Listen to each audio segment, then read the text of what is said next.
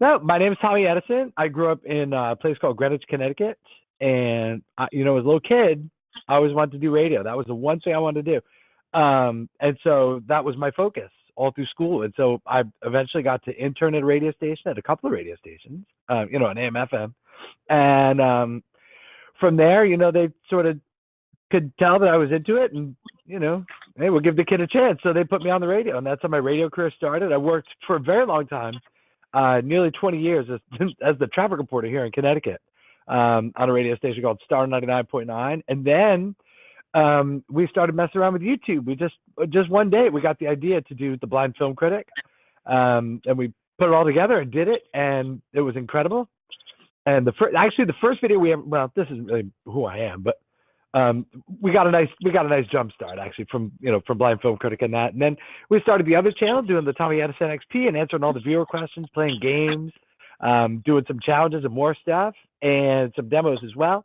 And now I'm a public speaker. I'm a motivational speaker. So that's kind of what I do. Great. That's the real short version. Yeah.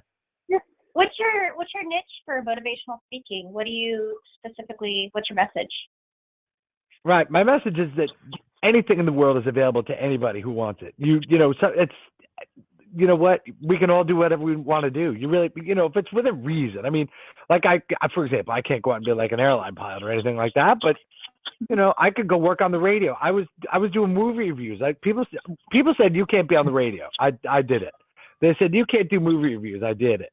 You can't do Instagram. I've done it. You know what I mean? I think people have told me all through my life about things that I'm not supposed to do.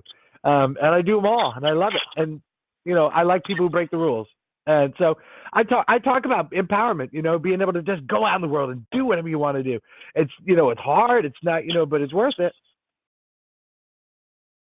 So, you said you just came up with the idea of going on YouTube and, doing movie reviews. Can you tell me what you love about movies and what made you want to do this, film critic series that you've been doing?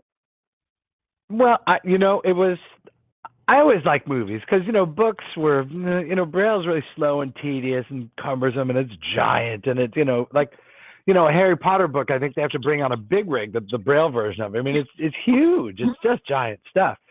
So, I sort of dug movies that way, and it was nice because they sort of brought it all to life and stuff. And, movies are great, and it's art too, So I had seen a movie that just bugged me one night, and I forget which one it was. It was either Tropic Thunder or Pineapple Express. I always get the two of them confused, but one of them did all the resolution, like the resolution of all the characters and stuff. It was all silent, and I was like, "What a piece of garbage this movie is!" Blah blah blah. And I was like, "You should be ashamed of yourself. There's people who can't see the movie, enjoying your movie. Blah blah blah." And then it just came, and like, let's do the Blind Film Critic. Let's just do this on YouTube. There's some excited people have never heard of this before. And so that was a Monday night, and we went on a Thursday night and saw Scream 4. That was the first review we ever did.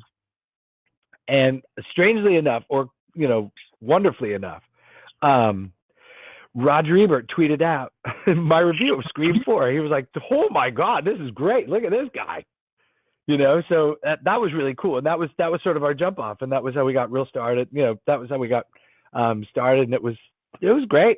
Blind Film Critic was fun. But then you see people were asking questions about me. They didn't really care about the movie reviews and stuff.